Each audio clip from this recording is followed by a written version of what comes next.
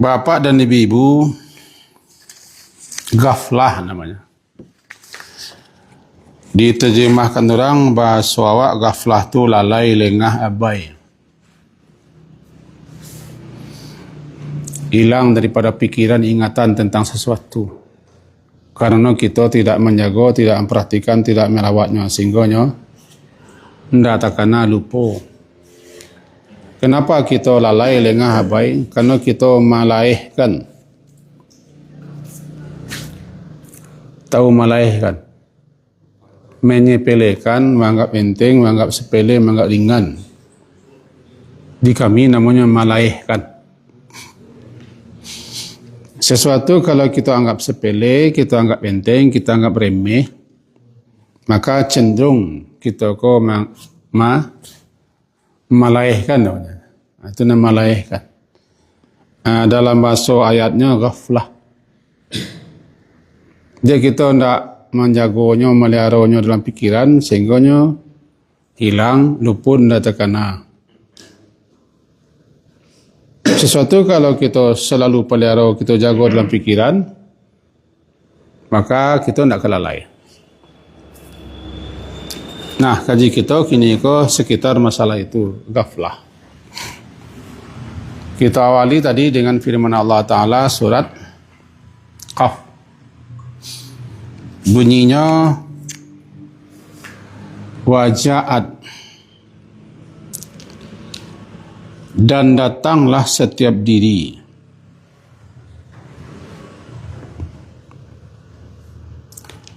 Ketika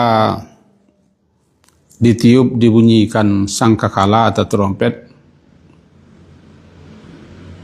yakni saat di mana Allah perintahkan malaikat khusus, malaikat spesial yang ditugaskan untuk meniup sebagai pertanda dimulainya kehidupan kembali. Setelah ditiup, yang tiupan itu luar biasa hebatnya, sehingga tidak satu makhluk pun yang ada di mahsyar itu yang tidak mendengar tiupan. Itulah namanya aba-aba. Dan salah satu yang wajib kita imani, kita yakini, kita percaya adalah adanya trompet sangkakala. Kalau dalam ayat namanya sur. Ayat 20 bunyinya sur. Wa nufikha fis sur. Dalika yaumul wa'id. Itulah hari yang diancamkan kepadamu ketika sur itu ditiup. Kemudian dimulailah namanya hidup kembali. Allah kembali menciptakan jasad kita. Jasad baru. Tapi bentuknya bentuk yang lama. Modelnya model yang lama. Warnanya warna yang lama. Pas, tidak berbeda. Kemudian roh yang berada di alam barzah diperintahkan untuk masuk ke jasad baru. Ketika roh telah masuk ke jasad baru, terjadilah kehidupan. Itu yang disebut dengan kebangkitan hidup kembali. Keluar daripada kubur masing-masing, tempat di mana jasad baru kita berada, namanya ajadath. Minal ajadati ila rabbihim yansilun. Kalau tempat di mana jasad kita berada setelah mati, kubur namanya. Tapi di mana jasad kita berada sebelum hidup kembali, ajadas. Itu beda-beda tipis.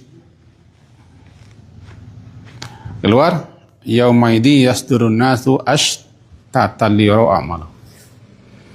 Nah, setelah keluar, hiruk, pikuk, heboh, dan segala macam. Kemudian ringkas, tiba panggilan untuk berkumpul. Wastami', melengahlah kita kakidah, bertemu ayat ke-41 di surah ko, halaman 520. Wastami', yauma yunadil munadi min makanin qarib yauma yasma'una sayhata bil haqq dzalika yaumul khuruj. Dan dengarkanlah ayat 41. Engkau dengarkan seruan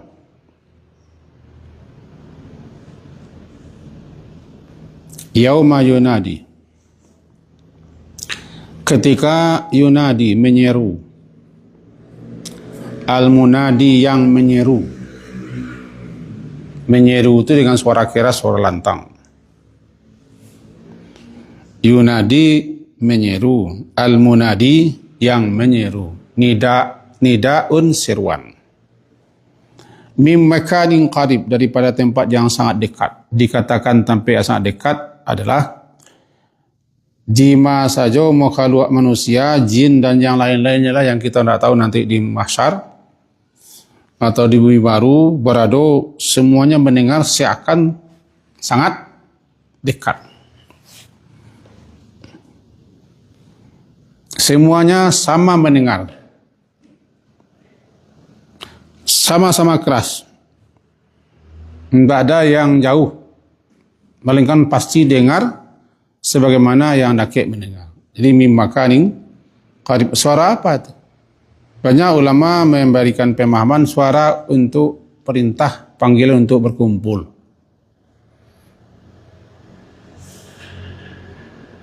Panggilan untuk berkumpul. Itu setelah keluar daripada kubur. Yakni yauma yasma'una sayhah bil haqq, saat di mana mereka mendengarkan suatu sayhah, suatu teriakan yang sangat dahsyat. Sayhah, teriakan yang sangat dahsyat dengan sebenarnya.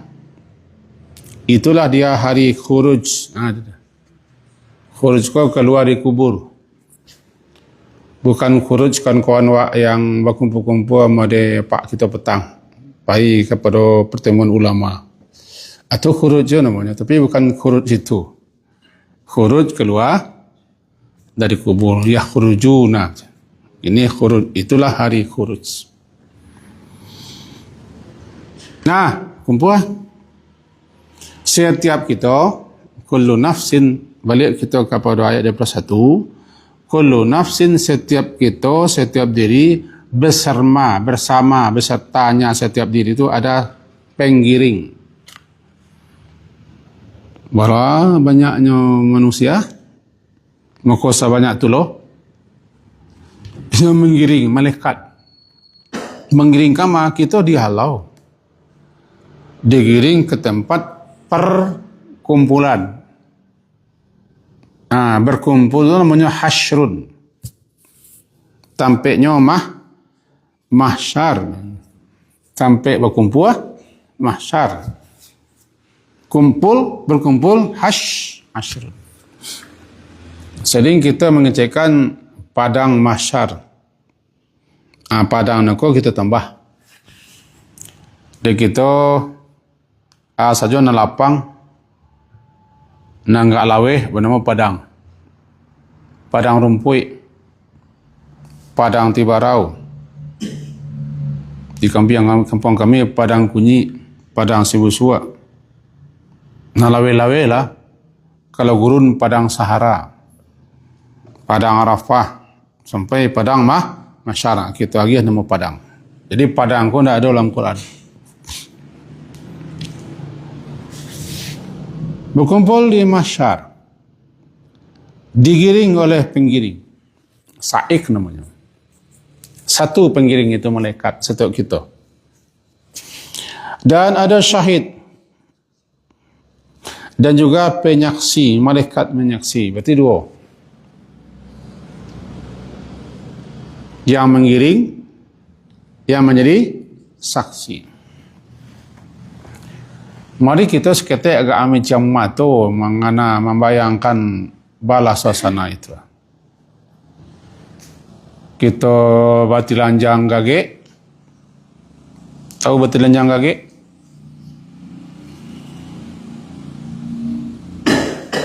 Tidak berpakaian sama sekali. Nama telanjang gage. Keluar, digiring. Panas, membakar. Haus dan lapar. Bumi tandus dan gersang.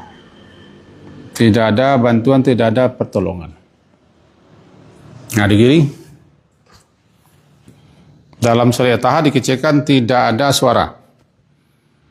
Ketika keluar suara daripada kubur, ketika kita keluar dari kubur, masuk jasad, tu heboh. Heboh. Ana hebohan je, heboh lah. Dimawak aku.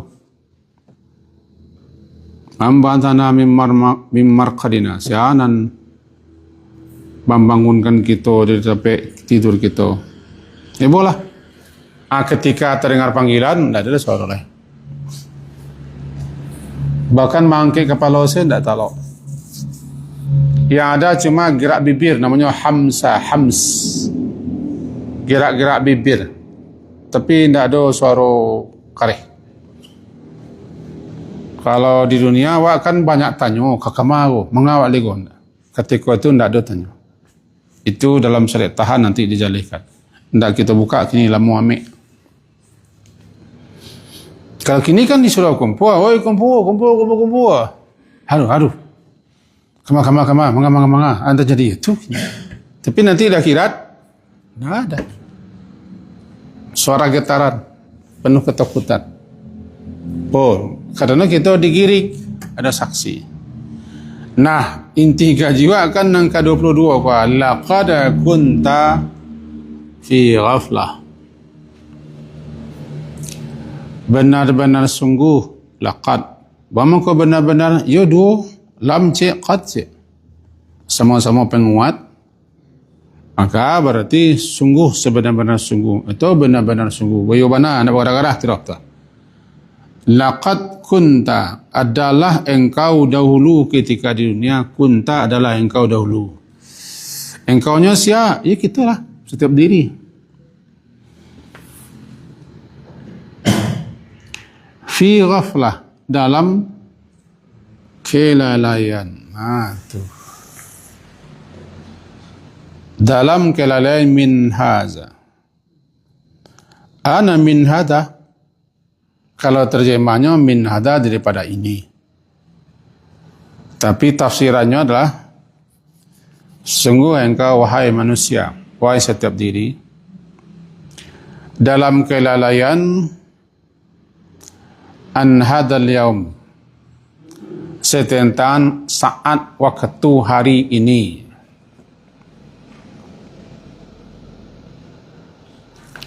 Wahai manusia, benar-benar sungguh kalian atau kamu atau engkau berada dalam kelalaian tentang hari ini.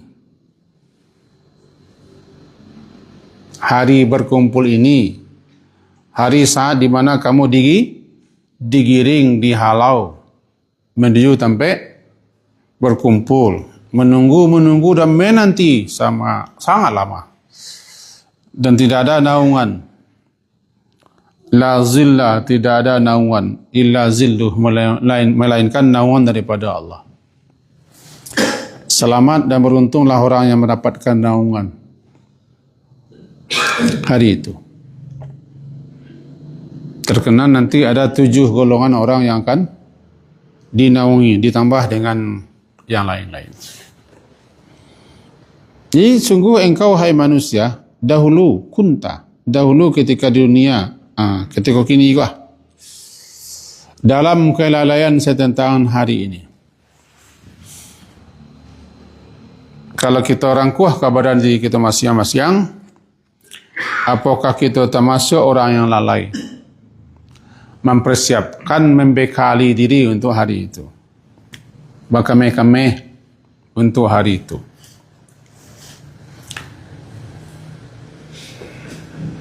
Apakah ada ilmu tentang itu? Pengetahuan tentang itu? Ilmu tentang itu, pengetahuan tentang itu adanya dalam Al-Quran. Dijelaskan dalam hadis Nabi. Karena kau nak cerita, tidak kabar-kabar kepastian. syukur dan kita puji Allah, kita termasuk orang yang dibukakan hati kita untuk mau mempelajari petunjuk Al-Quran. Al-Quran itulah yang menjelaskan kepada kita, menerangkan kepada kita ba'an nanti di akhirat. Barangkali masih terkena gaji ke petang. Ada orang yang dibukakan hatinya sehingga masuklah petunjuk Islam ke dalam hatinya. Tandanya bahasa nur, Allah telah masuk ke dalam hatinya. Nah, itu ke petang gaji, Pak. Ada 3 kan? Kalau kita ulanglah balik kan berputar-putar sinan gaji. Batando hati atau dado la tabuka. Jasrah sadrahu lil Islam. Surat Al-An'am surat ke-6 ayat 125. Kan itu kaji ke petang. Terbuka dadanya, hatinya untuk menerima Islam. Menerima petunjuk Islam. Petunjuk Islam adalah Al-Quran.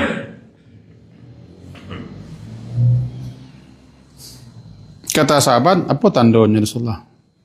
Tanda cahaya Allah telah masuk ke jiwanya, terbukanya. Yang pertamanya lah inabah ila daril khulud. Lah ada dalam hatinya rasa ingin kepulang, kembali ke negeri yang kekal abadi. Negeri apa? Akhirat lah. Kalau alunjo lai umur lah bangke. Lai tahu umur bangke. Umur lah bangke.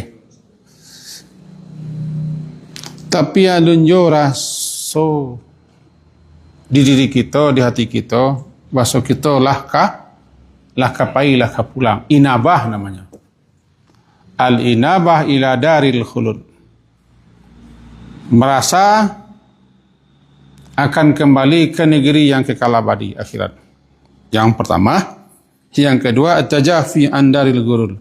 Dah mulai meranggang, menjarak daripada negeri yang penuh tipu daya aku. Aduh, dunia.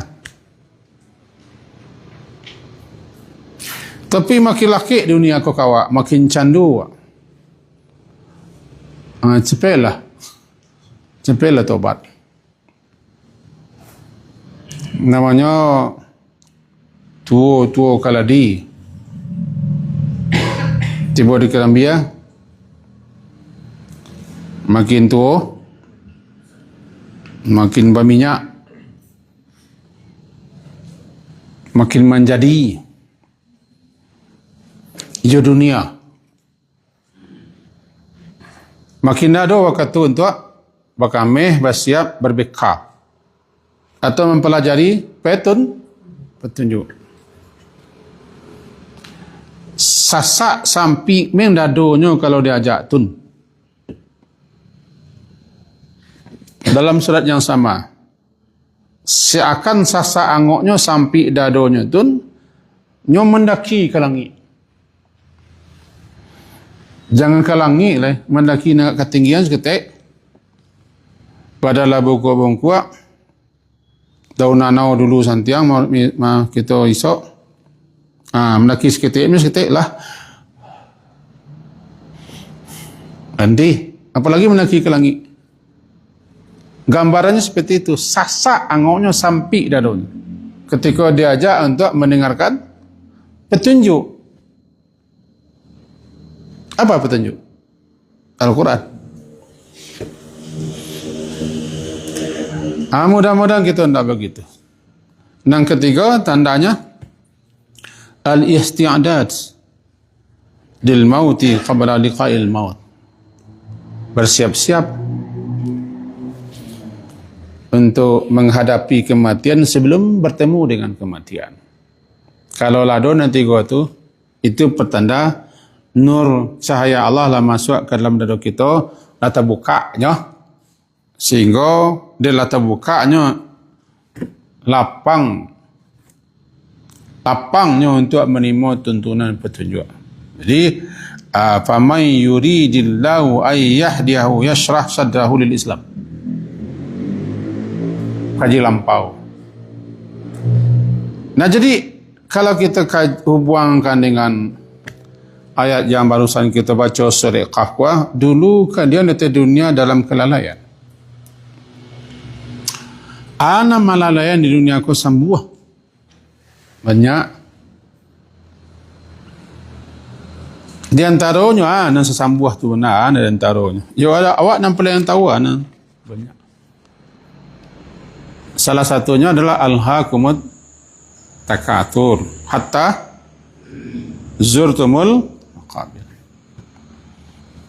Alha telah melalaikan kamu, alha melalaikan kamu at-takatsur, bermegah-megah, berlomba-lomba, saling iki maiki, saling panggak-memanggak, banyak-banyak,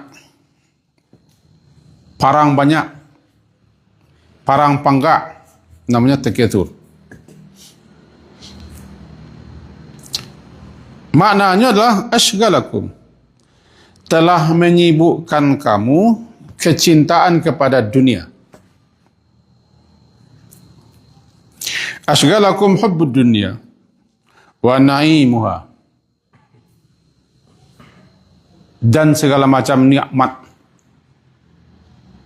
kesenangan dunia. Kamu telah disibukkan oleh itu an talabil akhirah, daripada mencari, menuntut, mempelajari, mempersiapkan diri untuk akhirat. Dan tamatu bakal lanjutan, enggak berhenti, hatta ja'akumul maut, sampai datang kepada kamu kematian dan kamu dibawa orang menziarahi kubur. Itu salah satu maknanya. Waku ampeh je, makin menjadi, makin namua dengan segala macam yang ada dunia. Kau rasanya tak perlu compare, sebutlah satu Allahnya. Bini masih duit, telah dua. Anak orang satu Allahnya. Beruang pun satu anak. Beruang pun anak satu Allahnya. Tak boleh. Paling-paling kita memelihara kesehatan. Itunya. Dan berkami-kami bersiap-siap. Jangan sampai dilalaikan. Kenapa? Nanti kamu dilalaikan. Hubbud dunia, cinta dunia, sibuk dengan segala macam kesenangan dan kenikmatannya, dan zahrahnya, pesonanya dunia. Sedang asih-asih itu datang mati, datang kematian. Nanti kamu dibawa orang ziarah ke kubur. Ziarah itu kamu berkunjung ke kubur, hatta zurtumul maqabir, sampai kamu berkunjung ke kubur. Ketika hidup kamu tidak rajin berkunjung ke kubur, kini ketika mati kamu dibawa orang berkunjung ke kubur, habis semua. Itu salah satu daripada sekian banyak pengertian hatta zurtumul maqabir. Jadi berarti takatsur itu membuat kita lalai. Dengar. Balik kita kaji pangkal kepada surah Qaf. Dalam keadaan lalai, mudah-mudahan kita tidak lalai. Min hada, daripada hari ini, hari akhirat, hari berhimpun, hari berkumpul, hari di mana kamu digiring, dan hari di mana ada saksi. Kemudian kamu dihadapkan kepada Allah. Fakashafna anka ghita'aka. Kasyafa itu membuka, menyingkap. Maka kami singkapkan, kami buka tutupan yang menutup mata, ghita' itu tutupan. Dulu di dunia kan tanduk persoalan akhirat. Nang gaib-gaib itu kan tersembunyi, tak nampak. Tu mangko kita sudah beriman, meyakini, mempercayai, anan diyakini, anan percayai yang tak nampak, yang gaib. Alladzina yu'minuna bil ghaibi, beriman kepada gaib. Anan gaib akhirat salah satunya. Pokoknya kalau setelah mati semuanya gaib. Gaib di kita. Gaib itu kan terbagi dua, gaib sementara, gaib selama-lamanya. Kalau gaib sementara, tidak tahu apa yang terjadi di rumah ketika awak tinggal. Awak siko gini. Itu gaib sementara. Menyelang pulang lah, pulang aku tahu awak. Kalau gaib selama-lamanya itu, yang setelah mati itu tidak tahu awak.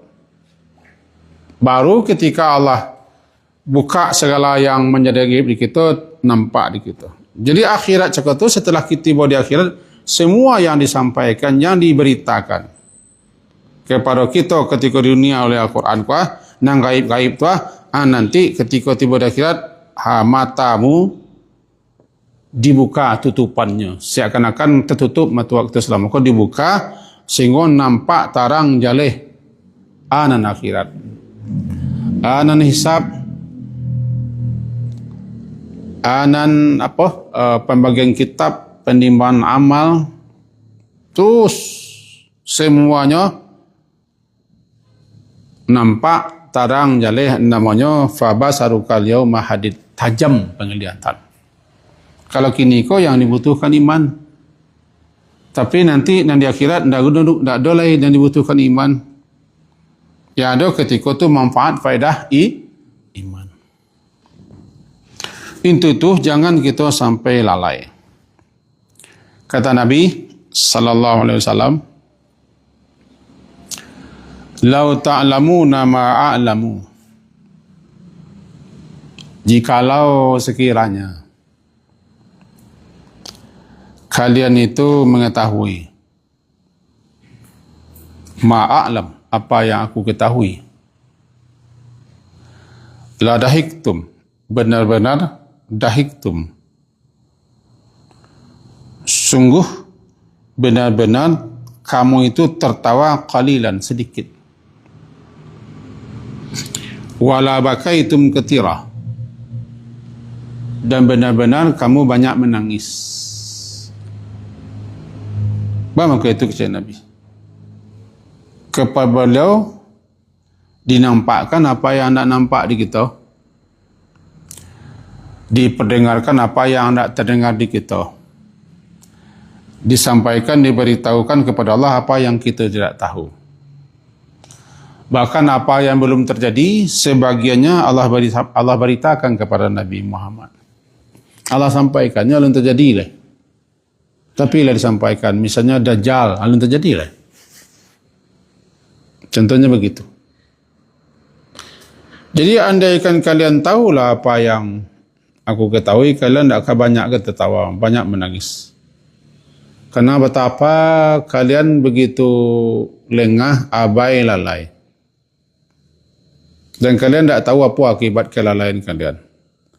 Hadis ko sebenarnya perihal, kita bacalah hadisnya supaya jangan terkesan kita memenggal hadis. Hadis ko mula-mula sabda Nabi berbunyi, kata beliau,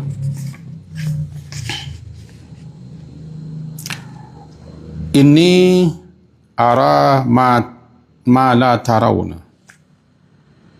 Aku melihat apa yang tidak kalian lihat.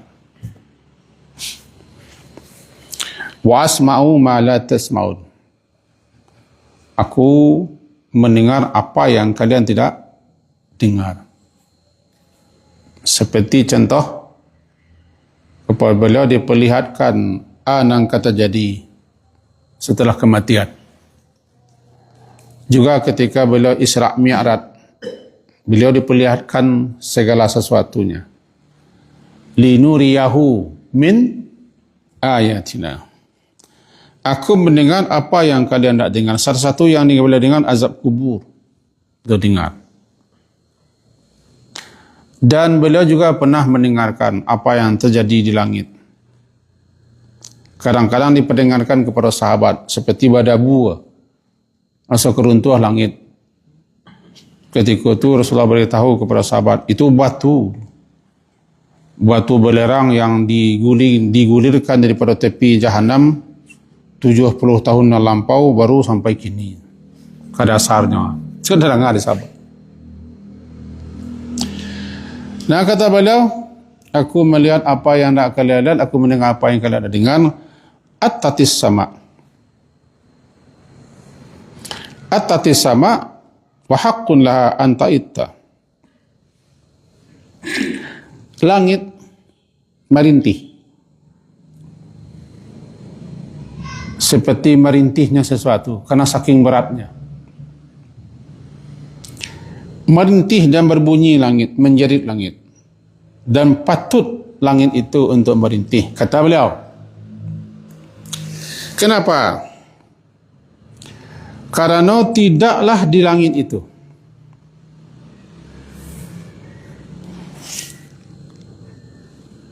empat jari, melainkan jarak antara empat jari ko lah do malaikat. Wa malakun wadi'un jabhatahu lillahi sajidan. Malaikat yang meletakkan keningnya sujud kepada Allah.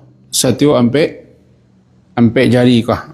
Lada malaikat, empat jari lada malaikat. Sambuh. Jadi biasa jadi langit itu dah suka turun tuah suka taban. Sehingga langit itu menjerit, merintih, merasa berat dia. Aku kan tak nampak tak. Cuma kita hanya diberitahu oleh Rasulullah SAW. Begitu hebat kedahsyatan yang ada di atas kita. Cuma kita tenang-tenang, santai-santai saja. Karena kita tidak tahu. Maka dari itu keluarlah sambuannya. Andaikan kalian mengetahui apa yang aku ketahui, baru sambuannya. Jikalau kalian mengetahui apa yang aku ketahui, kalian tidak bara galak banyak menangis. Kalian tidak kebara banyak bersenang-senang, bersantai-santai, bermain-main dengan wanita, termasuk dengan istri dan segala macamnya. Kalian akan lari ke jalan-jalan untuk meminta kepada Allah perlindungan. Betapa hebat apa yang aku ketahui. Betapa dahsyat luar biasa apa yang aku lihat, apa yang aku dengar. Langit saja hampir rutin. Dia banyaknya malaikat. Langit saja lapis. Nah, mengerti, mengetahui, mempelajari apa yang kata jadi, apa yang akan menimpa kita setelah mati, dan apa yang kata jadi nanti di akhirat sangat penting. Jangan lalah, jangan lengah, jangan gaflah. Di situ dikatakan laqad kunta fi ghaflah. Dahulu kalian ko memang dalam keadaan lengah, lalai daripada setentang hari ini, hari berhimpun, hari berkumpul ini. Nah, karena hampir masuk Isa, di antara hal yang dapat membantu kita supaya kita jangan lalai, bahawa hidup kau bisa melalaikan, dunia bisa melalaikan, harta bisa melalaikan, anak-anak bisa melalaikan, dan semuanya bisa melalaikan. Di antara hal yang dapat agar kita jangan lalai, antara lain adalah seperti sekarang.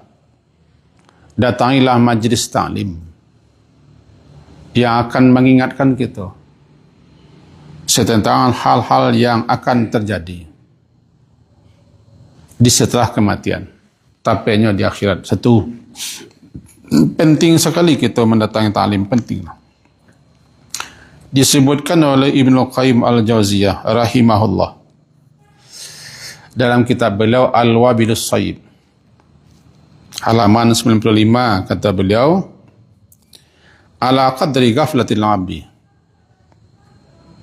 ani dzikri yakunu wa bu'aduhu anillah. Bahasa awaknya kira-kira bara kadar kelalaian kita daripada berzikir segitulah jauhnya kita daripada Allah. Bara kalau lain kita daripada Al-Quran, segitulah kita jauh daripada Al-Quran. Bara kalau lain kita daripada akhirat, mengingat akhirat, segitulah jauhnya kita daripada akhirat. Jadi lalai pengkamalan. Untuk itu, datangilah majlis zikir itu. Masih di kitab yang sama. Tambah sedikit. Karena majlis zikir iaitu majlis ilmu, majlis talim sering juga dengan majlis ilmu, majlis zikir. Karena orang pelajar ilmu itu mengingatkan orang kepada Allah.